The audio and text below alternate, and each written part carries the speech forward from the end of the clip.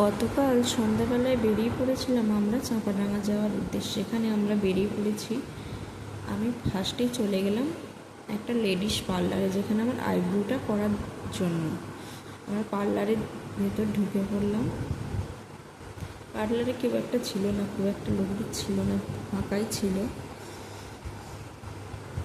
আমার আইব্রো করা হয়ে গেছে। পার্লার থেকে বেরিয়ে পড়লাম। পার্লার থেকে বেরিয়ে পড়ার পর একটা স্টেশনারি দোকানে গেলাম। সেখানে আমার ছোটো ননদ রিম্পার একটা কানের কেনার ছিল।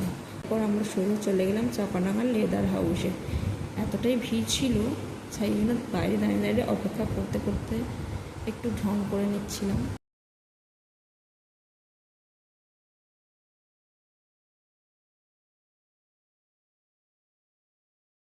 যে বড়মশাই এতটাই ব্যস্ত ফোনেতে, আমরা জুতোর দোকানে ঢুকে বসে পড়লাম। এই যে আমার পায়ে ব্যান্ডেজ পরিয়ে দিয়েছে। এবার আমার পায়ে টেস্ট করা হবে সব রকমের জুতো দিয়ে। এই কালারের বুটটা খুবই সুন্দর ছিল, কিন্তু আমার পায়ে বড় হচ্ছিল। কালারটা জাস্ট আমার খুবই ভালো লেগেছিল, তাই একটা অন্য কালার বার করতে বললাম। জুতোটা মোটামুটি ঠিকই আছে, কিন্তু একটু পায়ে বড় হচ্ছিল। কালারটা জাস্ট খুবই সুন্দর। আর রিম্পা এই গ্রিন কালারের জুতোটা ওর জন্য পছন্দ করে। জুতোটাও খুব সুন্দর, আর ওর পায়েতে পরে খুব সুন্দরই লাগছে। শেষমেশ আমার পায়ের মাপের একটা কালারের জুতো বার করলো।